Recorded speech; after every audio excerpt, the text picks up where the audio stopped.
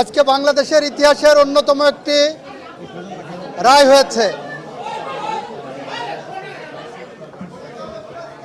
আপনারা যারা বলছেন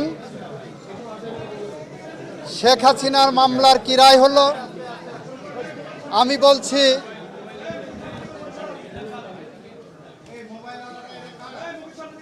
জুলাই বিপ্লবে যারা শহীদ হয়েছেন তাদের মামলার কি রায় হলো। আমরা বলতে চাচ্ছি জুলাই বিপ্লবে শহীদদের মামলায় শহীদরা ন্যায় বিচার পেয়েছেন, রাষ্ট্র ন্যায় বিচার পেয়েছে, প্রসিকিউশন পক্ষ ন্যায় বিচার পেয়েছে। সেই ন্যায় বিচার প্রতিষ্ঠা করতে যে সেই ন্যায় বিচারের মানদণ্ড হলো এই মামলার দুইজন আসামিকে সর্বোচ্চ শাস্তি মৃত্যুদণ্ড দেওয়া হয়েছে। একজন আসামি যিনি রাজসাক্ষী হিসাবে নিজেকে আদালতের সামনে উপস্থাপন করেছেন, সার্বিক বিবেচনায় আদালত তাকে 5 বছরের কারাদণ্ড প্রদান করেছে।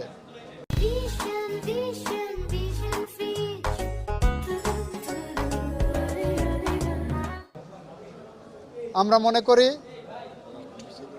শহীদদের প্রতি, দেশের প্রতি, এদেশের মানুষের প্রতি, গণতন্ত্রের প্রতি, সংবিধানের প্রতি, আইনের শাসনের প্রতি এবং আগামী প্রজন্মের প্রতি দায়বদ্ধতা পরিশোধের স্বার্থে এ রায় একটি যুগান্তকারী রায়।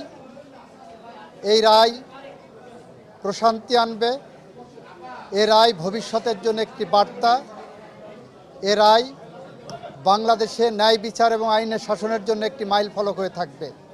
এটা আমাদের কথা। সবাইকে ধন্যবাদ। কোন অভিযোগে যদি কি সাজা হয়েছে যদি একটু বলতেন। যে অভিযোগগুলো সাজা হয়েছে আপনারা শুনেছেন, দীর্ঘ আলোচনা হয়েছে। ওনার 5টা অভিযোগকে 3টা কাউন্টে এনে ওনারা সাজা দিয়েছেন। শেখ হাসিনাকে একটা কাউন্টে সুপিরিয়র কমান্ড রেসপন্সিবিলিটিতে যাবজ্জীবন জেল আনটিল ন্যাচারাল ডেথ দিয়েছেন, আর ডাইরেক্টলি যেটা নির্দেশনা দিয়েছেন সেখানে তাকে ডেথ পেনাল্টি দিয়েছেন। আইনের বিধান মতে যেদিন থেকে গ্রেপ্তার হবেন সেদিন থেকে সাজা কার্যকর হবে। এটা রাষ্ট্র আইনিভাবে যা যা করণীয় সব করবে। রাষ্ট্র আইনিভাবে যা যা করা সম্ভব সবটুকু করবে। এই মামলায় শহীদদের পরিবারকে